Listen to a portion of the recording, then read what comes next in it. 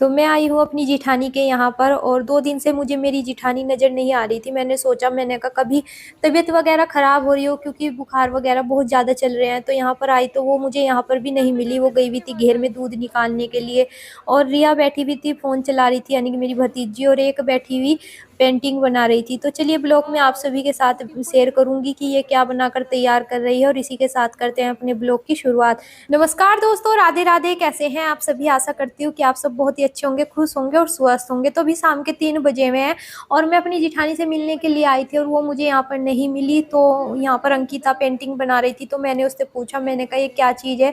तो उसने मुझे बताया कि जो हमारा घर का मंदिर है उसके ये पर्दे हैं, उस पे ही मैं मोर पंख बना रही हूँ। तो मुझे बहुत ही खुशी हुई कि हाँ, ये जिस चीज़ की पढ़ाई पढ़ रही है तो उसमें ये सफल हो रही है। क्योंकि जब हम किस चीज़ में मेहनत करते हैं जी जान से, और एक दिन अचानक से खुशी भी मिलती है, या फिर हमारी मेहनत वसूल हो जाती है जी जान से, जिसमें हमने पढ़ाई की हो वो मेहनत वसूल हो जाती है, तो बहुत ज़्यादा खुशी मिलती है। तो यहाँ पर ये बना रही थी मोर पंख, और अंदर सीखा बैठी हुई पढ़ाई कर रही थी, क्योंकि इसके एग्जाम आ रहे थे और 2-3 बार इसके एग्जाम पीछे हट गए थे। तो ये मेरी इससे बातें चल रही थी, ये बोल रही थी कि चाची, जब भी मैं तैयारी करती हूँ जब ही मेरे एग्जाम पीछे हट जाते हैं, दिमाग खराब हो रहा है ना, तो कुछ क्वेश्चन वगैरह हैं, क्या याद करूँ क्या नहीं। तो बस ये हमारी बातें चल रही थी। तो मैं बाहर आई तो देखा दादी ने फ्रिज खोला हुआ था और ब्रेड को सूंघने लग रही थी। वैसे इनकी भी कोई गलती नहीं है, ब्रेड में खुशबू हो जाती है बहुत जल्दी, और इनको बुखार वगैरह आ रहा था, डॉक्टर ने इन्हें हल्का फुल्का ही खाने के लिए बताया हुआ था। तो बस ये ब्रेड निकाल कर सूंघने लग रही थी, और रौनक भी इंतजार देखकर आ गया था मेरे पीछे पीछे। और यहाँ पर अंकिता मुझे दिखाने लगी थी कि चाची ये देखो, रघुनंदन ने क्या भेजा है। रघुनंदन यानी कि मेरा भतीजा, जेठ का बेटा। तो उसने पास्ता भेजा था और पास्ते में लिखा हुआ था कि अंकिता, ये जो पास्ता मैं भेज रहा हूँ ये तेरा और मेरा ही है, जब पापा आएंगे तो पापा के हाथ बनाकर भेज देना। उसने अपने पापा से फ़ोन मांगा होगा, उसके पापा ने उसको फ़ोन तो नहीं दिया, तो फिर उसने ये कारनामा अपनाया और पास्ता भेज दिया। उसे काफ़ी पसंद है पास्ता, तो बस ये बोल रही थी कि अभी इसको उबलने के लिए रख देती हूँ और बनाकर भेज दूँगी, अभी पापा खेत में गए हुए हैं।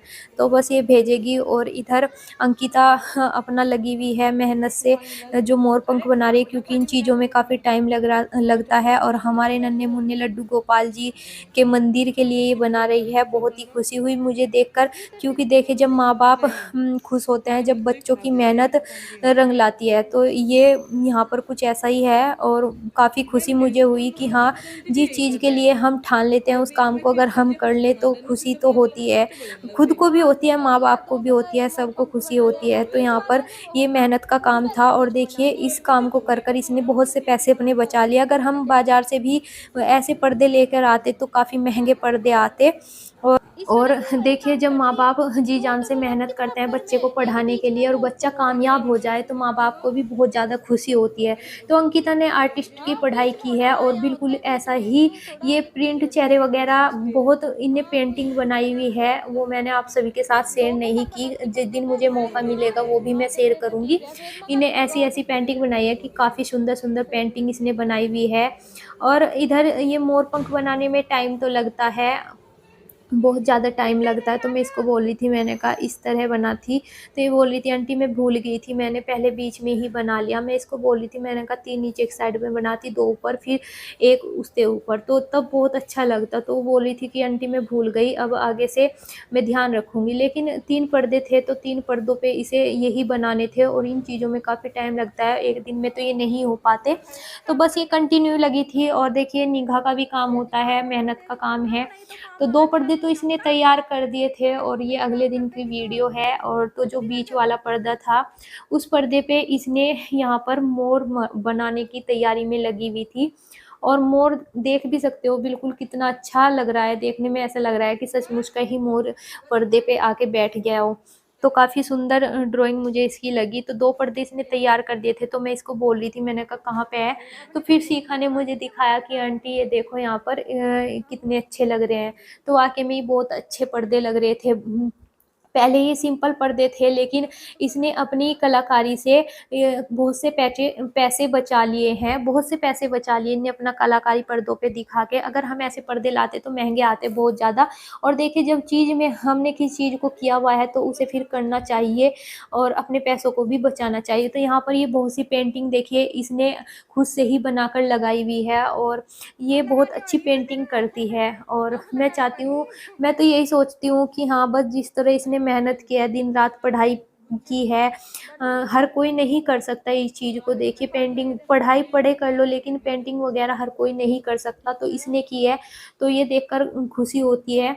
और ये जल्दी से कामयाब भी हो जाए, बस हम तो यही दुआ करते हैं। और अभी बस इसकी और मेरी बातें चल रही थी, मैंने कहा तूने अपना काम तो कर लिया, मेरा काम तूने नहीं किया।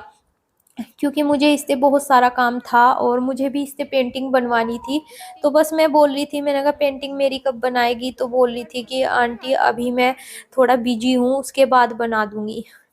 तो बस मैंने कहा ठीक है, जब तेरा टाइम लगेगा तो भाई तू मेरा भी इस काम को कर देना। तो इसमें कमर में भी ये बोल रही थी कि आंटी मेरे बहुत ज़्यादा दर्द हो रहा है, आँखों में दर्द हो रहा है, क्योंकि निगाह का काम है और कमर झुकी रहती है तो दर्द तो होता ही है।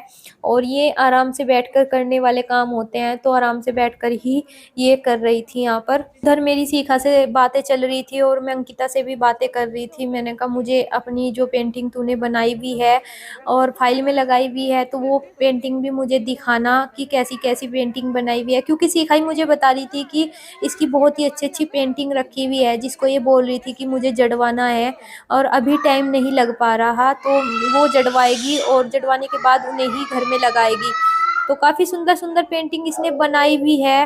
वो जब भी ये जड़वाएगी तो मैं आपको ज़रूर शेयर करूँगी। तो अभी तो ये कंटिन्यू इस काम में लगी हुई है और धीरे-धीरे से ही ये काम होता है। देखिए, आँखों पे भी ज़ोर पड़ता है, तो थोड़ा आराम भी करना पड़ता है बीच में इसको। और बस तो बस इधर मेरी जेठानी आ गई थी घेर में से अपना चारा वग़ैरह डालने के बाद, डंगरों को पानी-पूनी पियाने के बाद, तो ये भी मेरे से बातें करने लगी। और इधर रौनक शिखा को लेकर फ्रिज में गया था कि मुझे कोल्ड ड्रिंक दे दे, लेकिन कोल्ड ड्रिंक तो उसके पास नहीं थी, टॉफ़ी दे रही थी, टॉफ़ी इसने ली नहीं। और ये इसके लिए कोल्ड ड्रिंक मँगा के रखती है, क्योंकि इसे पता है कि इसको क्या चाहिए होता है और क्या नहीं। तो बस वहाँ से इसने टॉफ़ी ली और ये आ गया था घर और मैं भी आ गई थी।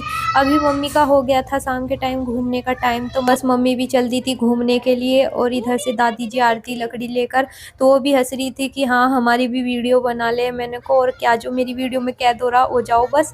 तो जी चलिए, इस ब्लॉग का करते हैं यहीं पर एंड। ब्लॉग अच्छा लगा हो तो बताइएगा ज़रूर। आप सभी को मिलते हैं एक नए और ऐसे ही ब्लॉग के साथ। तब तक के लिए आप सभी को बाय बाय, राधे राधे, खुश रहें, स्वस्थ रहें और हंसते रहें।